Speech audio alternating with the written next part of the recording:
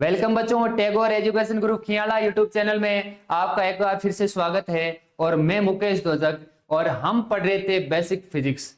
Basic physics में हमने 2-3 video बना के अपलोड कर दी है और वो आप वीडियो पूरे देख लें। आज हम शुरुआत करने जा रहे हैं अवकलन गणित, जो कि मैथमेटिक्स के लिए और फिजिक्स के लिए बहुत इंपॉर्टेंट टॉपिक है। तो सबसे पहले जो अवकलन गणित होती क्या है या अवकलन है क्या, उस टॉपिक को फील करते हैं, टॉपिक को अच्छे से बारे में समझते हैं। सबसे पहले शुरुआत करें तो अवकलन गणित में जैसे एक हम सर्किल ड्रॉ करें, यहां पे इससे बड़ा ड्रॉ करें तो ये, फिर इससे बड़ा ही। इस सर्किल की बात करें तो इस सर्किल की त्रिज्या ये और इसकी त्रिज्या ये और इसकी त्रिज्या ये। कहने का मतलब ये है जैसे जैसे त्रिज्या बढ़ रही है, आर की वैल्यू बढ़ रही है, वैसे वैसे इस सर्किल का एरिया भी बढ़ रहा है। त्रिज्या छोटी तो एरिया इससे छोटा। अब त्रिज्या की वैल्यू ज्यादा कर दी हमने तो एरिया भी बढ़ जाएगा। और यहां पे देखें तो त्रिज्या और ज्यादा है तो एरिया और ज्यादा बढ़ गया। कहने का मतलब जब त्रिज्या बढ़े तो उसके संगत या उसके सापेक्ष क्षेत्रफल भी बढ़ रहा है। इसी प्रकार से एक टॉपिक और लेवे या एक एग्जाम्पल की बात करें तो जैसे समय बढ़ता जाता है तो मान लीजिए हमारी उम्र बढ़ रही है या हमारे में परिवर्तन आ रहा है। उसी हिसाब से जैसे मान लीजिए किसी रोड पे वाहन की गति को लेवे, वाहन की गति जब रोड पे शुरुआत होती है तो जैसे जैसे समय बढ़ता जाता है तो इसका वेग बढ़ता जाता है। समय बढ़ेगा तो वेग बढ़ेगा, समय के साथ साथ वेग में परिवर्तन, यानी एक राशि के साथ साथ दूसरी राशि में परिवर्तन। ये हमने छोटी क्लासों में हम अच्छे से पढ़ चुके हैं। तो इन्हीं से ही हम शुरुआत करें तो इसी को कनेक्ट करते हैं अवकलन गणित से, यानी अवकलन से इसको कनेक्ट करते हैं, इसको जोड़ते हैं। तो इसको जोड़ने के लिए हम इसकी शुरुआत करें तो यहां से देखें पहले, जैसे R का मान बदलेगा तो A का मान बदलेगा, उसी तरीके से जैसे T का मान बदलेगा तो V का मान बदलेगा। हम इसको लिखें तो एक नॉर्मल तरीके से लिखें कि dA/dr और इसको लिखें तो dV/dt। ये बच्चों धीरे धीरे समझ में आ जाएगी dV/dt क्या होती है या dA/dt क्या होता है। D का मतलब होता है परिवर्तन। D का मतलब क्या होता है? परिवर्तन। यानी परिवर्तन को दो तरीके से दर्शाते हैं, एक तो D से और एक परिवर्तन को दर्शाते हैं डेल से। तो परिवर्तन को दर्शाने के दो तरीके हो गए, एक तो D और एक डेल। डेल जो होता है वो बड़ा परिवर्तन होता है, उसे उसको दर्शाते हैं, और D जो होता है वो छोटे परिवर्तन को दर्शाया जाता है। तो छोटे परिवर्तन को दर्शाने के लिए D और बड़े परिवर्तन को दर्शाने के लिए डेल का यूज करते हैं। ये दो चीजें आप ध्यान रखो पहले तो, कि परिवर्तन को दर्शाने के लिए हम किसका यूज करते हैं? डी का या डेल का। बड़ा परिवर्तन है तो डेल और छोटा परिवर्तन है तो डी। परिवर्तन कैसे? जैसे इसका एग्जांपल देखें तो यहां से कोई व्यक्ति अपनी यात्रा की शुरुआत करता है, यहां पे 0 किलोमीटर लिखा है, यहां पे 1, यहां पे 2 और यहां पे 3, यहां पे 4। हम इसके परिवर्तन की बात करें तो पॉइंट ए से पॉइंट बी तक के लिए कितना परिवर्तन है? 4 किलोमीटर का परिवर्तन है। तो हम इसको लिख सकते हैं, अगर मान लीजिए दूरी को लिखें तो del x equal to 4 kilometre. कहां से? ए से बी तक। तो ये परिवर्तन है, यानी दूरी का परिवर्तन, या ए से बी तक दूरी में यानी विस्थापन में कितना परिवर्तन हुआ? वो हुआ है ए बी। इसको लिखेंगे डेल एक्स से और वो हो जाएगा 4 किलोमीटर। यहां पे कोई पॉइंट ले लूं, मान लीजिए यहां पे पॉइंट ले लिया मैंने सी, तो एसी कितना है? एसी को हम लिखेंगे 1 किलोमीटर। तो ये परिवर्तन है। अब यही परिवर्तन अगर बहुत छोटा हो, समय बहुत कम लगे, छोटे परिवर्तन का मतलब समय बहुत कम लगना चाहिए, इतना कम कि लगभग 0 के बराबर, हम उसको कहते हैं लगभग जीरो के बराबर को हम इस प्रकार से दर्शाते हैं, del t tends to zero. इसको पढ़ा जाता है डेल टी अग्रसर है जीरो की ओर, डेल टी अग्रसर है जीरो की ओर, यानी लगभग बराबर है जीरो। तो हम इसको दर्शाते हैं, ये जो समय है हम इसको dt से दर्शाते हैं। तो बहुत इंपॉर्टेंट टॉपिक है आज की क्लास का, पूरा ध्यान देना इसमें बच्चों। तो सबसे पहले हमने ये सीखा है कि परिवर्तन को किस तरीके से लिखा जाता है, दो तरीकों से, डी और डेल। डी मतलब छोटा परिवर्तन, सूक्ष्म परिवर्तन, और डेल होता है वो बड़ा परिवर्तन होता है। तो डेल टी अगर शून्य की ओर अग्रसर है तब वो बन जाता है dt में, तब वो किस में बन जाता है, dt में। इसी को लेवे, ये तो समय की बात होगी। अगर दूरी पे लेवे तो ये बड़ा परिवर्तन है डेल एक्स, और यही बड़ा परिवर्तन बहुत कम परिवर्तन हो इसमें, डेल एक्स जीरो की ओर अग्रसर हो, तब हम इसको लिख देते हैं dt, dx। क्या लिख देंगे, dx। समय में होता तो dt और ये दूरी में होता तो dx। तो ये चीज आपको पहले पता करनी चाहिए। कहने का मतलब यह है कि अवकलन पढ़ने के लिए एक कोई राशि में परिवर्तन हो, उसके सापेक्ष दूसरी राशि में भी परिवर्तन होना चाहिए, तब हम उसको लिखते हैं एक राशि में परिवर्तन, त्रिज्या में परिवर्तन, और दूसरी राशि में परिवर्तन, यानी उसके साथ साथ उसके क्षेत्रफल में भी परिवर्तन हो रहा है, तब हम उसको लिखते हैं dA/dr। मतलब dr क्या है, त्रिज्या में परिवर्तन है, वो भी कितना परिवर्तन है, बहुत कम परिवर्तन है, लगभग जीरो के बराबर, या कह सकते हैं जीरो की ओर अग्रसर है। तो अवकलन गणित का ये फैक्ट सबसे इंपॉर्टेंट फैक्ट, इसी से ही अवकलन गणित बनती है, इसी से ही अवकलन के फॉर्मूले बनते हैं। यानी परिवर्तन कितना होना चाहिए, स्मॉल परिवर्तन होता है। अब इसकी परिभाषा पे आते हैं। तो इसकी परिभाषा हमने सबसे पहले लिखी अवकलन गणित की। अवकलन गणित वह प्रक्रिया है जिसके द्वारा किसी एक चर के सापेक्ष दूसरे चर में होने वाला सूक्ष्म व तात्कालिक परिवर्तन की गणना है।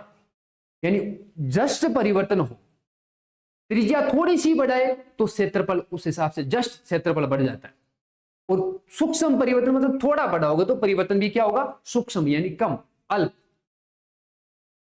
इसे dy/dx से प्रदर्शित करते हैं। तो dy/dx क्या है, dy/dx का मतलब है कि x में थोड़ा सा भी परिवर्तन करें तो उसके संगत या उसके सापेक्ष y में भी थोड़ा सा परिवर्तन होगा। इसका भी हमने एग्जांपल लिया था कि जैसे समय में थोड़ा सा परिवर्तन करे तो वेग में भी परिवर्तन क्या होगा, थोड़ा सा होगा। जैसे मान लीजिए किसी कार को 500 मीटर की दूरी तय करने में मान लेते हैं कि 5 सेकंड लग जाते हैं, तो ये थोड़ा सा बड़ा परिवर्तन हो गया। अब हम इसको कहे तो 1 सेकंड में कितना परिवर्तन कर रहा है, वो 1 सेकंड में वेग में कितना परिवर्तन कर रहा है, तो वेग में परिवर्तन 1 सेकंड में, तो समय कितना है, dt 1 सेकंड, उसको और भी कम लेवे, यानी dt tends to zero. Del t tends to zero भी कह सकते हैं इसको, del t tends to zero होता है हम dt टेंस, इसको dt से लिख सकते हैं। समय में परिवर्तन थोड़ा है तो उसके संगत वेग में परिवर्तन कितना हो रहा है, थोड़ा समय में। जस्ट देखें अभी कितना वेग में परिवर्तन होता है, मान लीजिए थोड़ा सा पहले कितना वेग था, मान लीजिए गाड़ी की स्पीड है 40 किलोमीटर प्रति घंटा, अब जस्ट थोड़ी देर बाद में देखा तो 41 किलोमीटर प्रति घंटा हो गया। इसका मतलब जो कम समय में वेग में परिवर्तन होता है उसी की निष्पत्ति को ही हम अवकलन से डिनोट करते हैं, अवकलन से प्रदर्शित करते हैं। कहने का मतलब वेग में परिवर्तन थोड़े से समय के सापेक्ष कितना हुआ, थोड़े के समय के साथ कितना हुआ, इसको dy/dx से प्रदर्शित करते हैं। dy/dx का मतलब x में थोड़ा परिवर्तन हो तो y में भी क्या होगा, उसके संगत थोड़ा सा परिवर्तन होगा। अब x कुछ भी हो सकता है, समय हो सकता है, त्रिज्या हो सकती है, हमारी आयु हो सकती है, हमारी आयु के सापेक्ष हमारे जैसे ये समय में परिवर्तन आता है, या हमारे जैसे शरीर में परिवर्तन आता है, उसको भी हम ले सकते हैं। तो इसे dy/dx से प्रदर्शित करते हैं। आगे लिखा है यदि x के परिवर्तन के साथ y भी परिवर्तित होता है, ये तो होना ही चाहिए, तो चर x में वृद्धि dx है तो y में संगत वृद्धि dy होगी। यानी कि x में वृद्धि कितनी हो रही है, dx हो रही है, डेल x हो रही है। बड़ा परिवर्तन ले लो या छोटा परिवर्तन ले लो, तो उसके साथ साथ y में भी क्या होगा, बड़ा परिवर्तन होगा। अगर इसी परिवर्तन को छोटा कर देवे, डेल x टेंस टू 0 कर देवे, तब हम इस छोटे परिवर्तन को किससे लिखते हैं, डेल x से लिखते हैं। तो उसके साथ साथ y में भी परिवर्तन क्या होगा, बहुत कम होगा, उसको हम लिखेंगे dy से। तो ये टॉपिक है। कहने का मतलब एक राशि बदले और उसमें भी परिवर्तन कम हो तो उसके साथ साथ दूसरी राशि भी बदलेगी और वो भी क्या होगी, कम बदलेगी, तब हम उसको कहते हैं, उसकी जो अनुपात जो निकल के आता है वो एक निश्चित मान होता है, फिक्स वैल्यू निकलती है, उसी को ही हम अवकलन कहते हैं। होगा यदि dy टेंस टू 0 या डेल y टेंस टू 0 शून्य की ओर अगर से हो, टेंस टू 0 या इसको पढ़ते टेंस टू 0, टेंस टू 0 या शून्य की ओर अग्रसर हो, हम इसको कहते हैं लगभग 0 के बराबर, तब अनुपात dy अपॉन dx का एक निश्चित मान होता है, इसकी वैल्यू फिक्स होती है, एक वैल्यू निकल के आती है, एक मान निकल के आता है, जिसी को ही हम कहते हैं अवकलन गुणांक या अवकलज। तो क्या कहते हैं, अवकलन गुणांक या अवकलज। जैसे त्रिज्या में परिवर्तन किया, छोटा वर्त बनाए और उससे एक दूसरा एग्जाम्पल इससे बड़ा है, ये इससे भी बड़ा है, इसकी त्रिज्या कम है, इसकी त्रिज्या कम है, r है, तो इसका क्षेत्रफल भी क्या होगा, कम होगा। इसकी त्रिज्या r2 ले ले, इसकी कंपैरिजन में ज्यादा है, तो इसका क्षेत्रफल भी क्या होगा, बड़ा होगा। इसी तरीके से हम इसको क्या लिख सकते हैं, अनुपात के रूप में लिखें या अवकलन के रूप में देखें, तो ये हो जाएगा आपके dA upon dt, dA upon dr, त्रिज्या में परिवर्तन, उसके संगत उसके सापेक्ष क्षेत्रफल में भी परिवर्तन। यह जो एक परिमाण हमें मिलता है, रिजल्ट हमें मिलता है, इसी को ही कहते हैं अवकलन गुणांक या अवकलज। ठीक है, क्या नाम है, अवकलन गुणांक या अवकलज। बच्चों ये एक तरह का संकेत है, ये एक तरह का संकेत है, ऐसा नहीं कि डी से डी काट दो तो ए अपॉन आर बचा, नहीं, ये संकेत है, अवकलन का संकेत है। मतलब डी का मतलब परिवर्तन, किस में परिवर्तन, आर में परिवर्तन, उसके साथ साथ किस में परिवर्तन हो रहा है, ए में, तो इसको काटना नहीं है। तो ये एक संकेत है, इसका चिन्ह है अवकलन का। उसके बाद में जैसे त्रिज्या बड़ी हो गई तो इसका क्षेत्रफल भी क्या हो जाएगा, ज्यादा हो जाएगा, A3 हो जाएगा। तो एक चर पद के साथ साथ दूसरे चर में भी क्या होनी चाहिए, उसी हिसाब से संगत वृद्धि होनी चाहिए, तब उसका जो अनुपात होता है उसी की एक फिक्स मान निकल के आता है, जिसी को हम क्या कहते हैं, उस अनुपात को क्या कहेंगे, अवकलन गुणांक या अवकलज कहेंगे। उसके बाद में देखें तो limit del x tends to 0, हम यहां पे इस डेल एक्स टेंस को या बड़े परिवर्तन में दे तो डेल एक्स टेंस टू 0 भी लिख सकते हैं।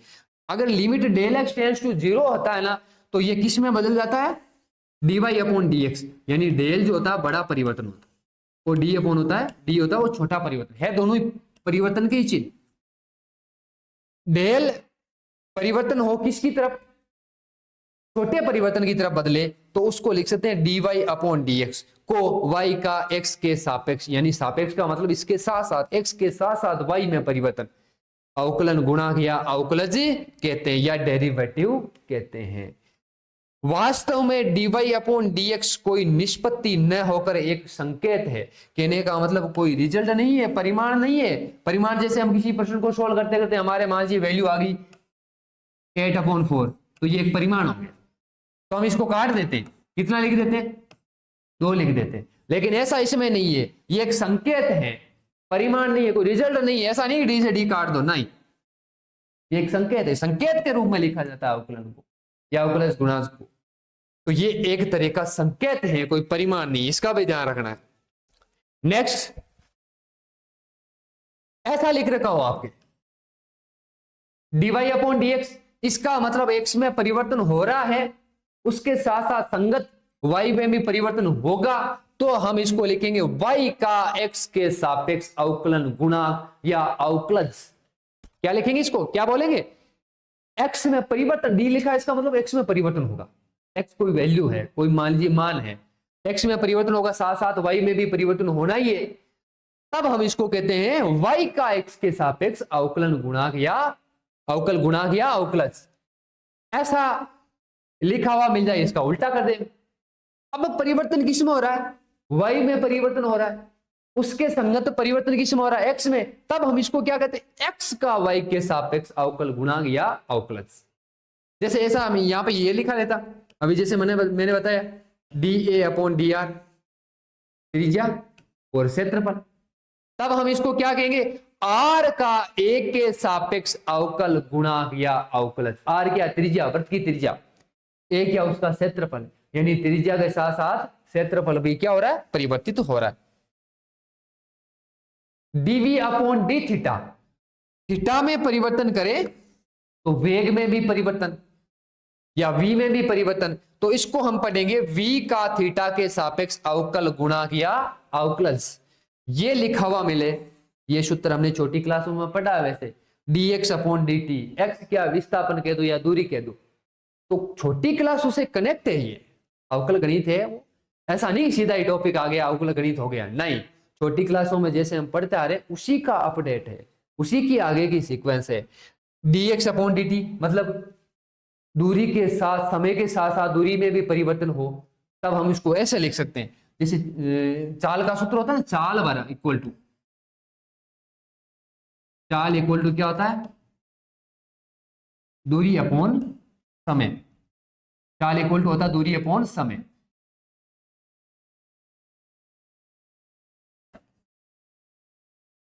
तो यही तो वो सूत्र है, यानी समय बदल रहा है तो दूरी भी बदलेगी।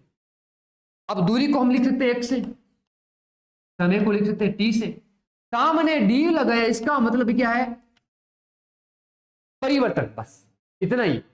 पीछे हुए क्लासों में परिवर्तन को नाम नहीं लेते थे, बस यहां पे d लगा रहे, वही सूत्र ऐसे बदल के यहां पे हमारे आगे बड़ी क्लासों में ये बदल के आ जाएगा। जैसे वेग का सूत्र लिखते हैं, वेग इक्वल टू होता है विस्थापन बटे समय। अब विस्थापन को कैसे लिखते हैं हम, विस्थापन को लिख सकते हैं x से और समय को लिखते हैं t से। इसका मतलब समय के साथ साथ विस्थापन में भी क्या होगा, परिवर्तन होगा। जैसे जैसे कोई मान लीजिए व्यक्ति चल रहा है, तो जैसे जैसे समय बढ़ेगा उसका विस्थापन भी बढ़ेगा, अगर वो व्यक्ति गतिशील है तो हम इसके परिवर्तन के तौर पे देखें, तो परिवर्तन के तौर पे देखें तो यहां पे लगा लेते हैं d, यहां पे भी लगा देते हैं d, मतलब समय बदलेगा तो उसके साथ साथ उसका विस्थापन भी क्या होगा, बदलेगा। ये परिवर्तन हो रहा है, इसी को ही बस यही सूत्र बन के इसी का ही नाम हो जाता है अवकलज या अवकलन गुणांक। आगे इससे संबंधित कुछ सूत्र लेंगे हम। अवकलन के जो सूत्र है वो बहुत इंपॉर्टेंट है, आपको याद करना है। कैसे याद करना है, उसका तरीका एक ही है कि लिख लिख के याद करो, या उससे संबंधित कोई एग्जाम्पल है वो आप सोल्व करो, तो उसे आसानी से वो याद हो जाता है। सबसे पहला एग्जाम्पल हम लेते हैं, सूत्र लेते हैं d अपॉन dx c, नियतांक, c क्या है, नियतांक। तो बच्चों नियतांक होता क्या है, नियतांक वो होता है जिसकी वैल्यू बदले नहीं, नियत रहे। अब नियतांक के तौर पे किसको लिया जाता है, तो कोई भी संख्यात्मक वैल्यू आपको दिखे, कोई भी संख्यात्मक वैल्यू या कोई भी संख्यात्मक मान आप देखते हो वो सब नियतांक में आता है। जैसे कोई सोच लो 100 नियतांक है, 0 नियतांक है, 5 नियतांक है। कहने का मतलब है ऐसा कोई व्यक्ति नहीं है जो 5 को 6 कह दे, नियत रहने वाला। 5 का वैल्यू कहीं भी देखोगे तो 5 ही रहेगी, 100 की वैल्यू कहीं भी देखोगे तो 100 ही रहेगी, उसको कहते हैं नियतांक। नियतांक का मतलब जिसकी वैल्यू या जिसका मान बदले नहीं। अब जिसका मान बदल ही नहीं रहा है, अवकलन क्या कहता है? अवकलन या अवकल गणित के जो सूत्र वो ये कहते हैं कि जब एक चर राशि बदले तो उसके साथ साथ दूसरी चर राशि भी बदलनी चाहिए, तब उसकी वैल्यू एक निश्चित मान के रूप में मिलती है हमें। अब यहां पे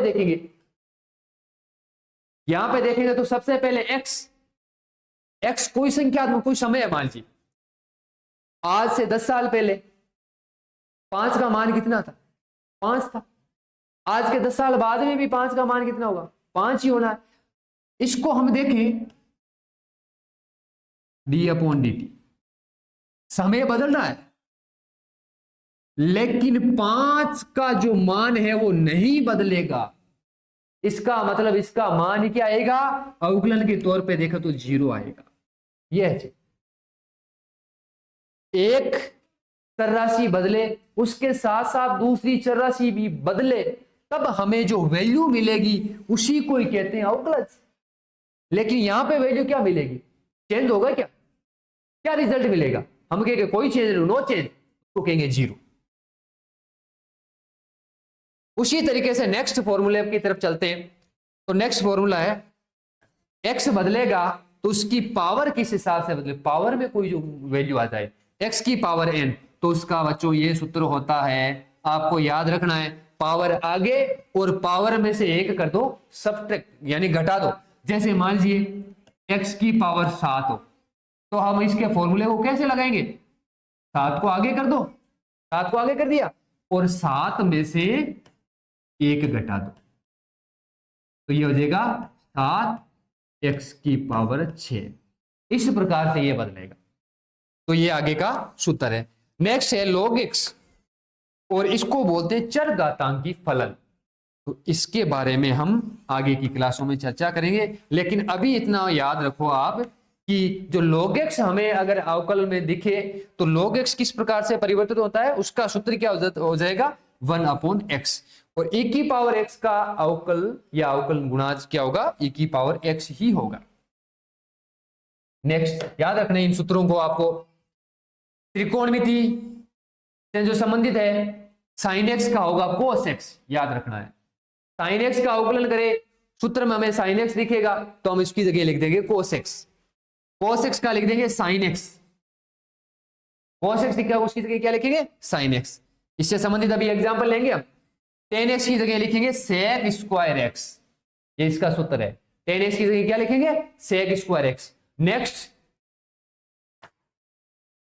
cot x, त्रिकोणमिति अनुपात होता ना 6, sin cos tan cot sec cosec, उसमें से cot x का जो फॉर्मूला होता है वो होता है minus cosec square x। sec x का जो फॉर्मूला होता है वो होता है sec x tan x, और cosec x का जो फॉर्मूला होता है वो होता है आपके minus cosec x cot x। ये त्रिकोणमिति के जो 6 अनुपात है उनके छहों के जो अवकलन करते हैं, यानी x के साथ यानी थीटा के साथ देखे तो वो किस प्रकार से परिवर्तित होता है, उसके ये सूत्र है। तो अवकलन से संबंधित आज कुछ एग्जाम्पल लेते हैं, या उससे पहले कोई और सूत्र है, वो है d/dx। यानी कोई दो फलन हो और वो या तो प्लस में हो या माइनस में हो, तो प्लस में और माइनस में जो फलन होता है उसके लिए अवकलज ज्ञात करने का यह सूत्र बेटर रहेगा कि आप एग्जाम्पल में समझोगे, उससे ज्यादा बेटर समझ में आएगा। तो याद कर लेना अभी v plus u plus v हो या u माइनस वी हो, तो यहां पे क्या होगा? पहले u का अवकलज गुणांक निकालेंगे हम, फिर निकालेंगे v का, फिर हम देखेंगे यहाँ पे अगर प्लस चिन्ह है तो यहाँ पे प्लस लगा देंगे, और माइनस चिन्ह होगा तो यहाँ पे क्या लगा देंगे? माइनस चिन्ह लगा देंगे। और दो फलन अगर गुणा में हो, फलन क्या है वो आगे धीरे धीरे आप समझोगे तो उसमें समझ में आता रहेगा। d/dx गुणा में, u और v गुणा में, तो उसका सूत्र सबसे पहले इसका जो अवकलज निकालने के लिए, अवकल गुणांक निकालने के लिए सबसे पहले u को कांस्टेंट रखेंगे। कांस्टेंट मतलब अभी मैंने आपको बताया, कांस्टेंट मतलब नियतांक, इसको नियत रखेंगे। इसको ले लिया नियत। नियत लेने का मतलब है, याद से याद रख लो, नियत लेने का मतलब उसको हम अवकल से बाहर लें। इसको ले लिया बाहर। अब अवकल किसका करें या अवकलन किसका करें? v का करें। तो v जो है x के साथ कैसे परिवर्तित, दोनों का करेंगे।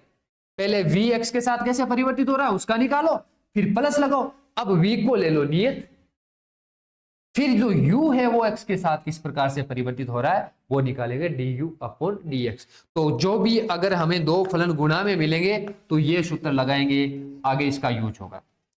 भाग में कोई दो फलन मिलेंगे, दो फलन कोई भाग में मिलेंगे तो उसके लिए हम ये सूत्र यूज लेंगे, यानी भाग में बट्टा में कोई ऐसे दिखे u अपॉन v बट्टा में दिखे तो हम उसको पहले ऐसे करेंगे, हम पहले u को जो बट्टा में है नीचे हर में है उसको लेंगे नियत और अंश वाले का करेंगे अवकलन। ये गुणा में लगता है प्लस लेकिन भाग में लगता है माइनस, यहां पे माइनस का चिन्ह, सूत्र याद रखना आपको। ऊपर वाला अंश का अवकलन कर दिया फिर माइनस लगा दिया। अब अंश को रखेंगे हम कांस्टेंट, यानी कांस्टेंट का मतलब बाहर, अवकलन से बाहर नियत, और dv अपॉन dx यानी v का करेंगे अवकलन और नीचे हर का स्क्वायर करेंगे। तो ये सूत्र आपको इनको लिख लेके याद करना है। सबसे पहले हम उदाहरण लेते हैं। सबसे पहला उदाहरण है 5 का हमें ज्ञात करना हो अवकलज या अवकल गुणा। तो 5 क्या है हमें पता है, अभी हमने पढ़ा है। 5 क्या है नियतांक है। 5 क्या है, कोई भी संख्यात्मक वैल्यू होती है उसको नियतांक में लेते हैं। नियतांक मतलब बदले नहीं, चाहे दूसरा कैसे भी परिवर्तित करे, किसी भी तरीके से बोले 5 5 ही रहेगा, या नियतांक है वो नियतांक ही रहेगा, बदलेगा नहीं, उसका मान कोई भी चेंज नहीं कर सकता, जिसको बोलते हैं नियतांक।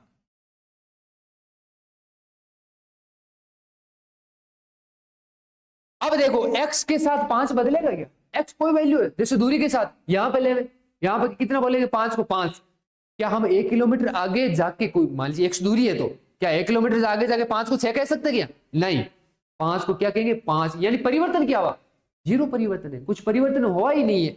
इसलिए जो नियतांक का अवकलन कभी भी करो आप तो नियतांक का अवकलन लिखो 0।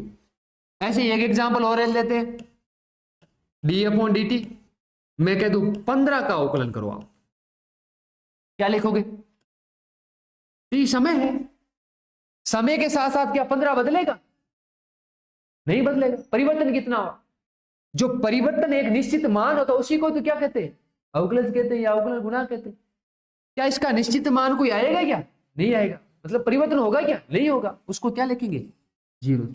कोई भी संख्यात्मक वैल्यू ले लो आप, किसी भी संख्यात्मक वैल्यू को आप जब अवकलज निकाल रहे हो या अवकलन गुणा कर रहे हो या अवकलन कर रहे हो तब आप उसको क्या लिखना है 0 लिखना है। कोई भी वैल्यू, कोई भी संख्यात्मक, जो माइंड में संख्या आ रही है उसी का ले लो, किसी भी जो भी माइंड में संख्या आ रही, मान लीजिए मेरे माइंड में संख्या आएगी माइनस का √3/2, सर मेरे माइंड में यह है माइनस √3/2, बिल्कुल 0 है।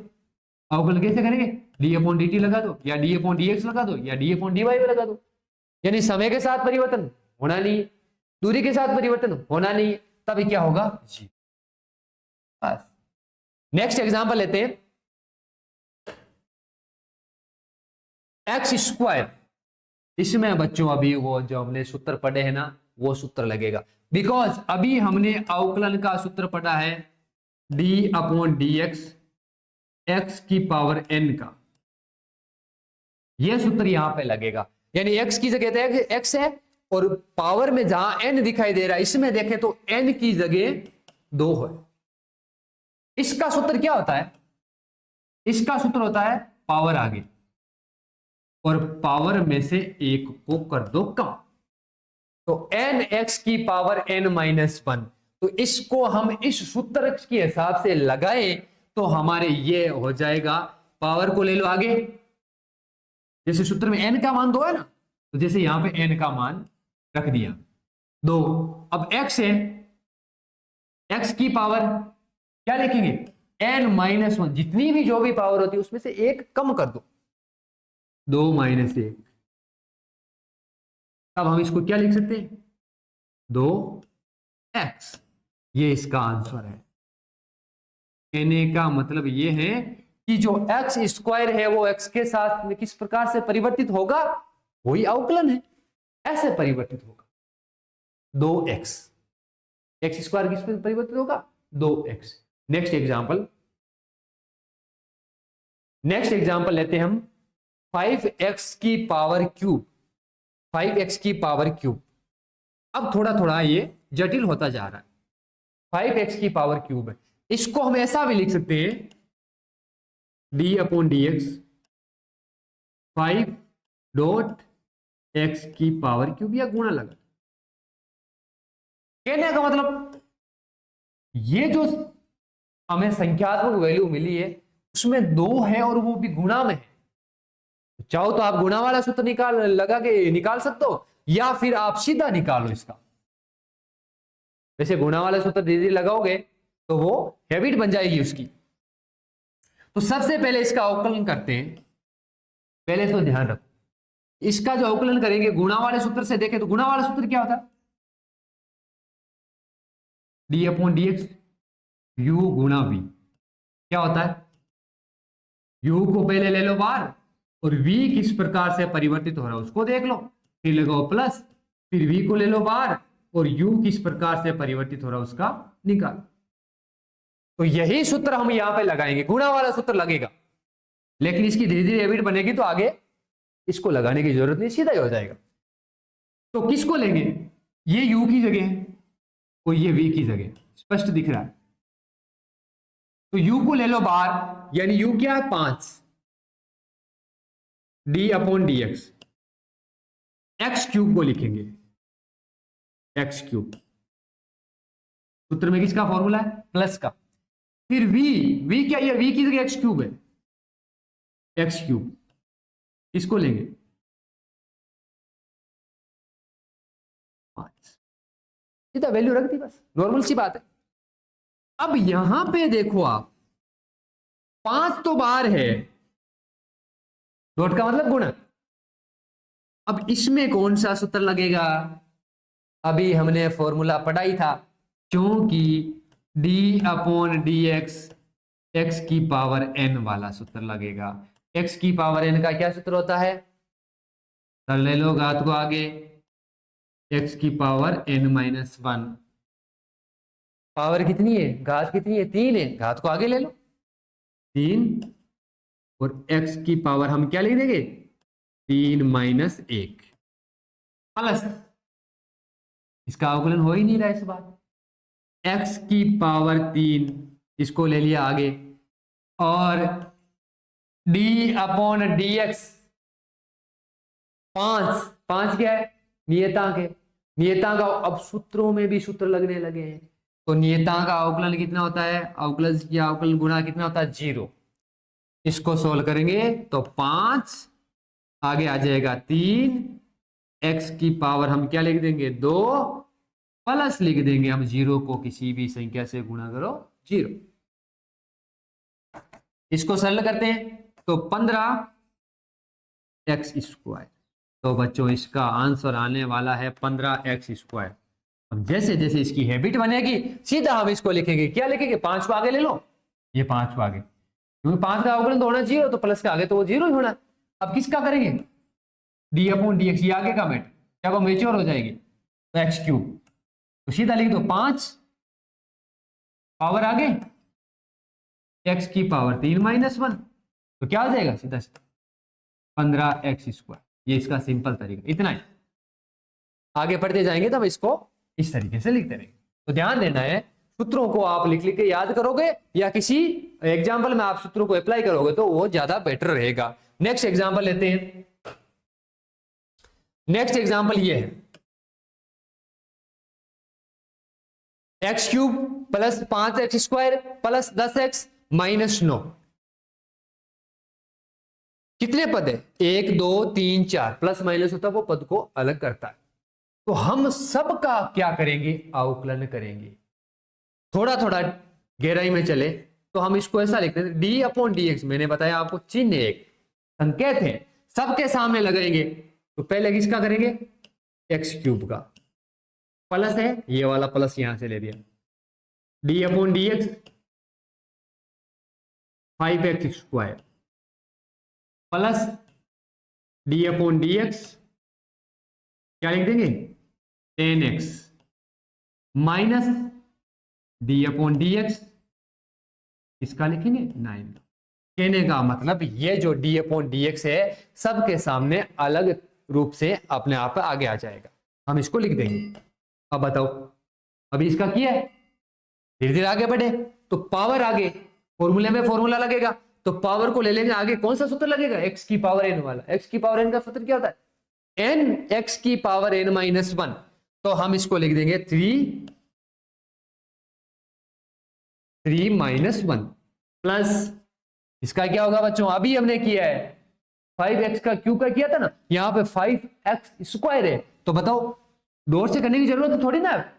अब इसको सीधा करेंगे, क्या करेंगे, 5 को आगे लिख दो, इसका क्या लिख देंगे हम, क्या करेंगे अवकलन, 2x 2 की पावर 1 यानी तो माइनस 1 हो जाएगा, प्लस अब यहां पे देखो 10x है, वही है, यहां पे 5x स्क्वायर था लेकिन यहां पे 10x है, 10 क्या है, कांस्टेंट, उसको अवकलन से बाहर ले लो, और इसका क्या लिख देंगे, dx अपॉन dt माइनस 9, तो क्या एक नियत है, नियत का मान क्या हो जाएगा 0, क्योंकि पीछे वालों को आप उसको इस हिसाब से देख लेना।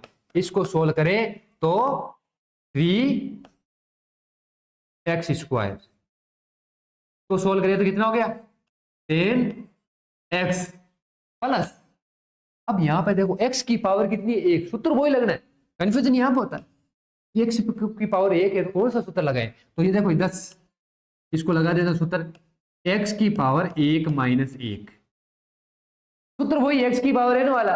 अब n की जगह क्या है हमारे, n की वैल्यू क्या है, n की वैल्यू 1 है,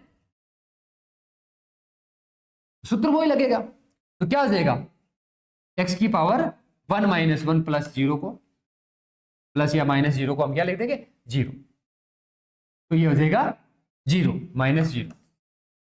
अब देखो इसको आगे सोल्व करते हैं तो 3x स्क्वायर प्लस 10x, इसको क्या लिख देंगे बच्चों, x की पावर 1 माइनस 1 मतलब 0, और बीजगणित के जो सूत्र पढ़ते हैं 1 माइनस 1 0 की पावर को हम क्या लिखते हैं, या x की पावर 0 को उसको क्या लिखते हैं 1 लिखते हैं, तो इसका फाइनल रिजल्ट हो जाएगा, यानी यहाँ पे यहाँ 1 आएगा, तो ये इसका फाइनल आंसर। इस तरीके से आपको एक एग्जांपल में और देता हूं, वो आप अपने कमेंट बॉक्स में उसको जो रिजल्ट है वो आप लिख के दिखाना, x की power 5 plus 4x square plus 10x minus 11, इसका क्या आंसर होता है, इसी हिसाब का ये क्वेश्चन है, तो आप इसको सोल्व करके मेरे को दिखाना है। नेक्स्ट एग्जांपल लेते हैं, वही गुणा वाला है, x square dot sine x, थोड़ी सी जटिलता बढ़ाई है क्योंकि साइन एक्स यानी त्रिकोणमिति वालों को हमने यहां पे इसमें ऐड किया है। सूत्र कौन सा लगेगा, सूत्र वही गुणा वाला, d upon d x u dot v, क्या सूत्र होता है, u constant v upon d x plus v constant d u upon d x, तो इसको ले लेते हम u और इसको ले लेते हम v, इस सूत्र में वैल्यू रख देते हैं, तो क्या हो जाएगा, इसका आंसर निकालेंगे हम, तो पहले u को बाहर लो, u क्या है x square dot D upon d x, इसका अवकलन करेंगे साइन एक्स का, फिर किसका चिन्ह है प्लस का, v की जगह क्या लिखेंगे साइन एक्स, v की जगह क्या लिखेंगे साइन एक्स, क्या हो जाएगा डी अपॉन डी एक्स, और किसका करेंगे एक्स स्क्वायर। तो अब देखो एक्स स्क्वायर को x square dot sine x का अवकलन क्या होता है, सूत्रों में देखे तो याद करना है, साइन एक्स का अवकलन होता है कोस एक्स, क्या होता है, तो सूत्र लग गया सीधा, कहां से आया सूत्र से, इन किसका प्लस का, साइन एक्स कांस्टेंट है तो साइन एक्स की जगह साइन एक्स लिख दो, एक्स स्क्वायर अभी किया घात वाला, क्या करेंगे घात आगे फिर घात में से एक कम, तो माइनस 1, तो इसको क्या लिख देंगे बच्चों, x square cos x plus इसको क्या लिख देंगे 2, क्या हो जाएगा 2 माइनस 1, एक्स की पावर माइनस 1 है तो 2x dot sine x, 2x dot sine x, तो ये इसका हमें आंसर मिलेगा, तो इसका आंसर क्या हो जाएगा x square dot cos x plus 2x dot sine x. तो ये इसका गुणा वाले सूत्र से हम अवकलज निकाल रहे हैं। तो लास्ट में एक एग्जाम्पल और है, ये यूज तो नहीं होता वैसे, लेकिन आ गया तो इसको कर लेना है। सबसे पहले हम इसको कौन सा सूत्र लगेगा, यानी ये थीटा में भी और फलन आ गया। साइन एक्स तो फलन अपने आप में है ही, लेकिन उसके साथ साथ एक्स की पावर 7, अभी हमने किया ना एक्स की पावर 5 का, एक्स की पावर 4 का, तो ये खुद अपने आप में एक बदलने वाली वैल्यू है, किसके साथ, एक्स के साथ। तब हम इसका अवकलन कैसे करेंगे, सबसे पहले तो डी अपॉन डी एक्स, ध्यान देना इसका, D upon d x sine x की पावर 7 का अवकलन करेंगे, यानी थीटा के तौर पे देखेंगे। फिर गुणा लगाना है, यहां पे प्लस माइनस नहीं लगाना है। प्लस माइनस कब लगाया, जब गुणा में तो प्लस हो जाएगा, भाग में तो माइनस होगा, लेकिन ये फलन के अंदर ही फलन है। साइन एक्स अपने आप में बदलता है, लेकिन एक्स की पावर 7 खुद अपने आप में और बदलने वाला असर है। तब हम इसका गुणा का चिन्ह लगाते हैं, फिर लिखेंगे डी अपॉन डी एक्स, यानी कि कहने का मतलब ये एक्स की पावर 7 कह रहा है कि मेरा भी, मैं भी बदलता हूं ना एक्स के साथ, तो मेरा भी तो होना चाहिए कि नहीं होना चाहिए अवकलन, इसका भी अवकलन करेंगे। तो साइन एक्स का अवकलन अभी हमने पढ़ा था, कितना हो जाएगा, कोस एक्स की पावर 7 डॉट यानी गुणा, इसका अवकलन घात आगे और क्या लिख देंगे, एक्स की पावर 7 माइनस 1। तब हम इसको लिखेंगे, क्या लिखेंगे, कोस एक्स की पावर 7 एक्स की पावर 6, और फाइनल लिखेंगे इसको, तब हम लिख देंगे 7 और एक्स की पावर 6 कोस एक्स की पावर 7।